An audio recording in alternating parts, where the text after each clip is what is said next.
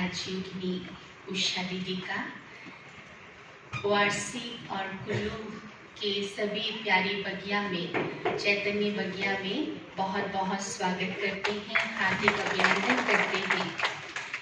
दिल का शुक्रगुजार है दीदी आपके लिए। आप में से बहुत बाबा के बच्चे दीदी से परिचित होंगे। आप विशेष बाबा की बहुत बहुत विशेष रतन हैं, ज्ञान के खजानों से भरपूर।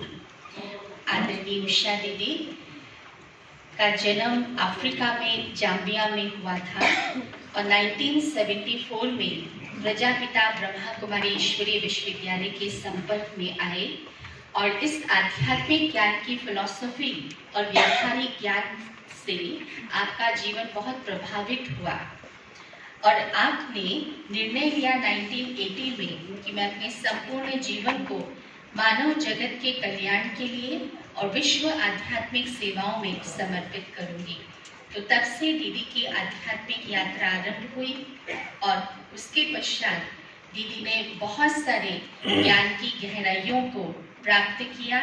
सेल्फ मैनेजमेंट लीडरशिप के नाम से आप दीदी विश्वविख्यात हैं, क्योंकि प्रथम शिक्षिका आप ही रहे हैं और इसके पूरे विश्व भर में, केवल भारत में ही नहीं लेकिन विश्व भर में सेल्फ मैनेजमेंट लीडरशिप के बहुत सारे सेमिनार्स, प्रोग्राम्स और कोर्सेज देश और विदेश में अंतर्राष्ट्रीय स्तर पर बहुत सारे सेमिनार्स, वर्कशॉप्स और कॉन्फ्रेंसेस आयोजित हुए, जिसमें कैसे लगाया जाए, जो बहुत ही मुश्किल होता है, लेकिन दीदी के अनुभवयुक्त विचार हम सभी सुनेंगे। ओम शांति।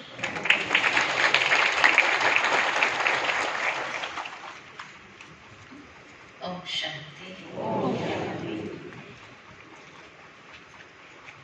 बाबा के समय प्रति समय पुरुषार्थ के लिए जो इशारे मिलते हैं, उसमें ये सबसे पावरफुल इशारा मिलता है कि अगर अपने संपन्न स्टेज या बाप समान स्टेज या संपूर्ण कर्मातीत स्टेज को प्राप्त करना है, तो उसके लिए आवश्यकता है कि इसी अभ्यास में हम विशेष अटेंशन दें, कि सेकंड में फुल स्टॉप लगाएं। परंतु जब भी ये बात मुरली के अंदर आती है, लगभग 2007 से जब भी बाबा की अव्यक्त मुरलियां चली, तो बाबा लास्ट में हमेशा ड्रिल कराते थे और ड्रिल कराते हुए बाबा ये अभ्यास कराते थे कि बच्चे अब एक सेकंड में बिंदी रूप बन जाओ, अशरीरी बन जाओ, या एक सेकंड में आप सभी संकल्पों को समेट। जब बाबा एक सेकंड कहता था, तो बाबा का भाव यही था कि अंतिम समय जो पेपर आएगा वो एक सेकंड का होगा और उसके लिए जब ये अभ्यास हमारा पक्का हो गया होगा, तो ही उस पेपर को हम पास कर सकेंगे। किसी ने मुझे सवाल पूछा कि भाई जी ऐसा तो नहीं है कि भाई उठाया, फुल स्टॉप, बिंदी लगा दिए और सारे संकल्प बंद हो जाए, क्योंकि जो लास्ट मुरली इस सीजन की हम सुन रहे थे पिछली शिवरात्रि के निमित्त, शिवरात्रि पर, तो उसमें भी बाबा ने दो बातों के ऊपर हमारा ध्यान खिंचवाया। एक तो संपूर्ण पवित्रता जिसमें बाबा ने कहा व्यर्थ भी एक प्रकार की इम्प्योरिटी है, और दूसरा बाबा ने कहा मन को एक सेकंड में फुल स्टॉप लगा करके सारे व्यर्थ संकल्पों को स्टॉप। लेकिन फुल स्टॉप का मतलब ये नहीं होता है कि निर्संकल्प हो जाना, विचार ही न चले, ये भाव नहीं होता है। विचार तो चलता ही है, लेकिन वो व्यर्थ विचार जो एक प्रकार की इम्प्योरिटी है, उसको हम कितना सहजता से ट्रांसफॉर्म करके श्रेष्ठ, समर्थ और शक्तिशाली विचार की ओर मोड़ सकते हैं। तो फुल स्टॉप लगाने का मतलब है परिवर्तन, अपने विचारों को दिशा देना, व्यर्थ से समर्थ की ओर उसको तुरंत मोड़ सके। क्योंकि जैसे कहा कि निर्संकल्प नहीं होता है, मन के अंदर विचार तो चलना ही है, लेकिन एक रियलाइजेशन के साथ उसको इमीडिएट मोड़ देना, एक दिशा दे देना, और इतनी श्रेष्ठ दिशा देना कि जिन विचारों से हमारे अंदर शक्ति की अनुभूति हो। क्योंकि जिस तरह व्यर्थ विचार चलाने से मन की एनर्जी ड्रेन होती है, लीकेज हो जाता है, तो जो जमा किया है वो भी धीरे धीरे अमृत वेले जमा करते हैं या मुरली क्लास के समय जमा करते हैं, लेकिन उसके बाद जैसे जैसे जैसे कुछ समय तक तो वो अवस्था हमारी रहती है, लेकिन जैसे ही कुछ बात आती है सामने और व्यर्थ विचार चालू होता है, तो धीरे धीरे धीरे वो ड्रेन होते होते दिन के अंत में जो जमा किया हुआ था वो सारा ही बह जाता है। तो इसीलिए बाबा कहे कि एक तरफ जमा कर रहे हैं, एक तरफ लीकेज हो रहा है, तो उस लीकेज को बंद करना आवश्यक है। और इसीलिए बाबा कहते हैं व्यर्थ संकल्प को परिवर्तन।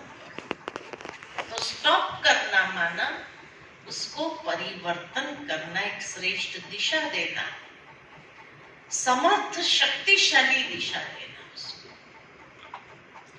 और समर्थ विचारों के लिए मुरली बहुत बड़ा माध्यम है।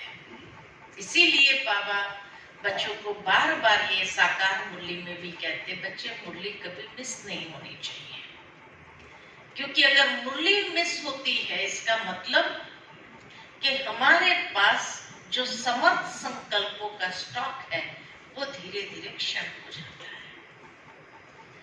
साथ ही जितने श्रेष्ठ विचार होंगे उतना उमंग उत्साह बढ़ेगा।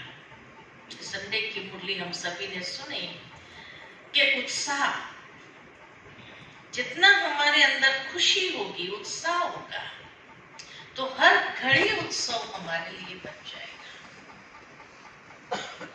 उत्साह होने से ही हमारे अंदर हमारे संकल्पों को चेंज न कर सके, वापस व्यर्थ न बना सके, क्योंकि उत्साह इतनी हाई एनर्जी है, इतनी श्रेष्ठ एनर्जी है, उच्च क्वालिटी की एनर्जी है। और जो परिस्थिति आती है वो लो एनर्जी की होती है। तो हाई एनर्जी होने से लो एनर्जी कभी उसके ऊपर अटैक नहीं कर सकती है। इसलिए बाबा ने कहा उत्साह में रहेंगे तो परिस्थिति कभी आपके ऊपर वार नहीं कर सकेगी। तो जितना हाई स्पिरिट्स में रहो, उस हाई एनर्जी में रहो, उतना सफलता हर कदम में अनुभव होगी। क्योंकि ये लो एनर्जी अगर आएगी तो चली जाएगी, आपको प्रभावित नहीं कर सकती है। आपकी स्थिति को प्रभावित नहीं कर सकती है। तो पहली बात है कि फुल स्टॉप लगाना माना परिवर्तन। दूसरा, फुल स्टॉप लगाना माना निश्चय बुद्धि संपूर्ण रूप से होना। आप कहेंगे कि भाई निश्चय तो है तभी तो हम बाबा के बने हैं, तभी तो है यहाँ पर। लेकिन निश्चय माना खाली बाबा में निश्चय हो ये नहीं। निश्चय माना ड्रामा की हर सीन में निश्चय है। और जितना निश्चय है उसका प्रमाण निश्चिंत अवस्था। निश्चय है ड्रामा के अंदर कि जो हुआ वो भी अच्छा, जो हो रहा है वो भी अच्छा, और जो होने वाला है वो भी अच्छा, माना फुल स्टॉप। जब अच्छा ही है तो आगे व्यर्थ चलाने का कोई मतलब नहीं। तो निश्चिंत निसंकल्प हो जाना उन बातों से। और अच्छा ही है तो क्या होगा कि क्यों हुआ, क्या हुआ, कैसे हुआ, इस सवाल के बजाय वाह वाह के गीत गा सकेंगे। जो बाबा कई बार कहते वाई वाई नहीं, लेकिन वाह वाह। वाई वाई का क्वेश्चन नहीं पूछो, वाह वाह के गीत गाओ। तो ड्रामा में जितना निश्चय बुद्धि है माना हर घड़ी कल्याणकारी है। कोई भी सीन आए ड्रामा की, उसी वक्त पहला विचार कौन सा आता है? क्यों आया? अरे नहीं आना चाहिए, बहुत बुरा हो, ये आता है, या इसमें भी कोई कल्याण समाया हुआ है, ये आता है। पहला विचार कौन सा आता है ये हमें देखना चाहिए, अपने आप को कभी कभी एनालाइज करना चाहिए कि कोई भी परिस्थिति आती है तो क्या पहला थॉट यही आता है इसमें भी कोई कल्याण है? क्योंकि जब समय कल्याणकारी है, बाप कल्याणकारी है, तो हमारा कल्याण करने की ताकत किसमें है किसी में? हमारा कल्याण कोई कर नहीं सकता है, परिस्थिति कर नहीं सकता है। हमारा कल्याण अगर कर सकता है कोई, तो हम खुद कैसे करते हैं? कैसे करते हैं हमारा अपना कल्याण? हम कैसे करते हैं? बाबा का हाथ छोड़ने से अकल्याण होगा।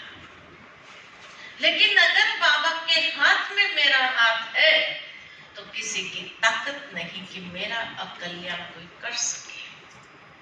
बाबा का हाथ माना श्रीमत। श्रीमत, अगर श्रीमत रूपी हाथ मैंने पकड़ा है अमृत वेले से लेकर रात्रि तक, तो मेरा अकल्याण करने की ताकत किसी की नहीं है। क्योंकि जैसे बाबा कहते हैं, 1000 भुजा वाला बाबा आपके साथ है, तो कितनी एनर्जी आ जाती है, कितना नशा चढ़ जाता है। 1000 भुजा वाला बाबा, तो 1000 भुजा कौन सी है बाबा की? 1000 भुजा बाबा की कौन सी है? 1000 भुजा बाबा की। अगर भुजा बाबा के हाथ बाबा का श्रीमत है, तो बाबा की हजारों श्रीमत भी तो मिली है। तो वो हो गया 1000 भुजा वाला बाबा। अगर बार बार मेरे श्रीमत से अवज्ञा हो रही है, उल्लंघन हो रहा है, तो मैं अपना अकल्याण खुद कर रही हूं। बाबा तो छत्र छाया बने मेरे लिए, लेकिन मैं छत्र छाया से बाहर निकलती हूं। मैंने हाथ छोड़ा।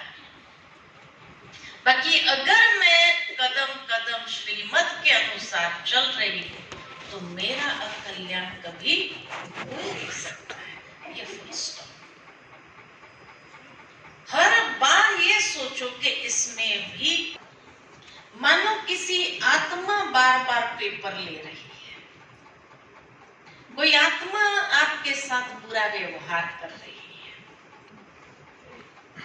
कई बार हम सोचते हैं हिसाब किताब है, मेरा इस आत्मा के साथ हिसाब किताब है, और हिसाब किताब है तो व्यर्थ चालू हो जाता है। अरे हर बार ऐसा करेगा, हर बार ऐसा करता है ना।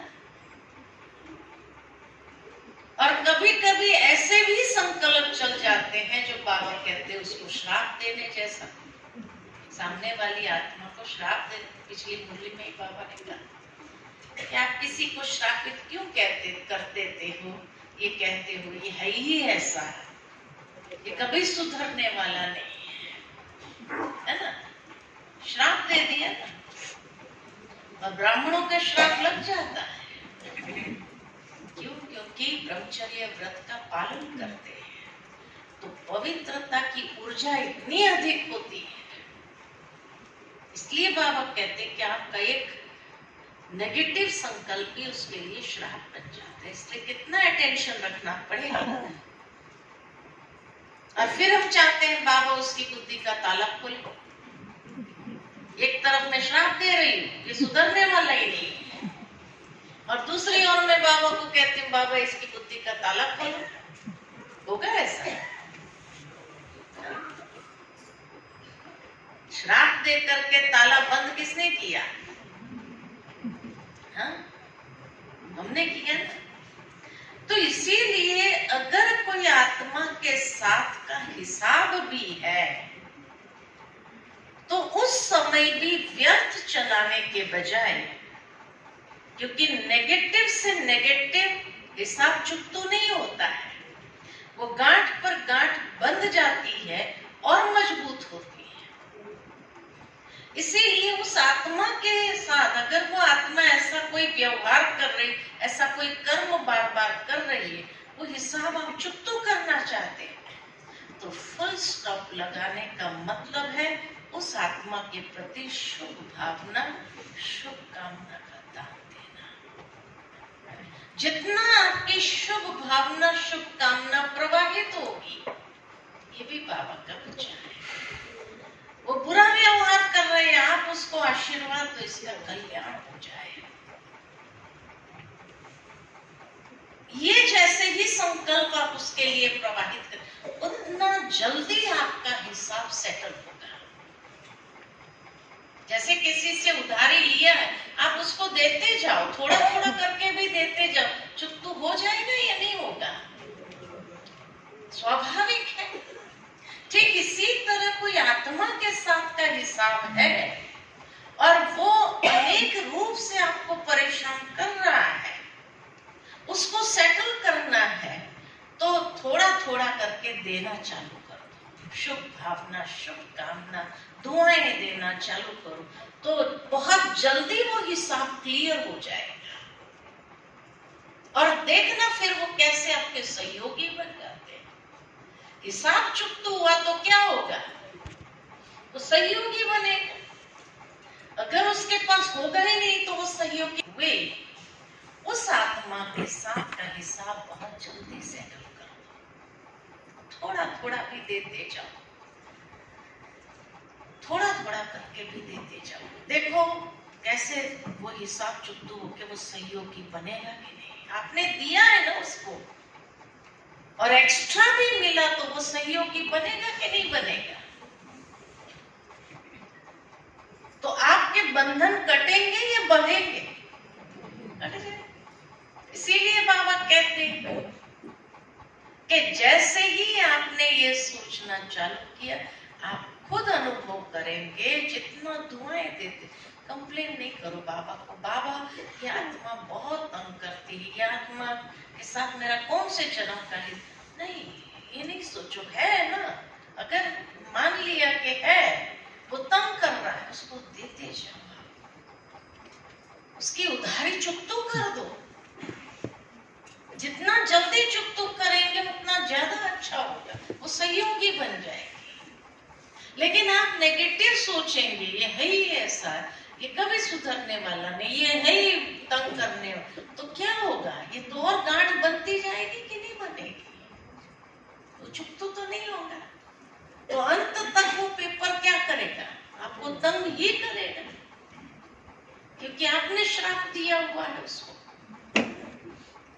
तो इसीलिए बहुत सहज रीति से चुकतो करने के लिए ही बाबा कहते शुभ भावना, शुभकामना। फिर देखना कि वही आत्मा आपको अपना इष्ट मानेगी। आपने दिया है ना, दुआएं दिया है, आशीर्वाद दिया है, तो वो द्वापर के बाद आपको अपना इष्ट न माने, ये हो नहीं सकता है। आपको अपना कुल देवी के रूप में देखेंगे, कुल देवता के रूप में देखेंगे, जिस भी रूप में, तो उसको कहते हैं फुल स्टॉप। शुभ भावना, तो ये है फुल स्टॉप लगाना, व्यर्थ नहीं चलाना, नेगेटिव नहीं चलाना उस आत्मा के प्रति। चौथी बात फुल स्टॉप लगाना माना कि जब भी कोई ऐसी परिस्थिति आती है जो बहुत आपको बड़ी महसूस होती है, तो ये फुल स्टॉप लगाने का मतलब है धैर्यता और गंभीरता को धारण करना, और ये सोचना कि ये परिस्थिति मुझे क्या सिखाने आई है, कौन सा अनुभव देने आई है। तो नेगेटिव सोचने के बजाय या व्यर्थ सोचने के बजाय ये परिस्थिति आई है, जरूर कोई ना कोई अनुभव रूपी तोहफा देने के लिए आई है।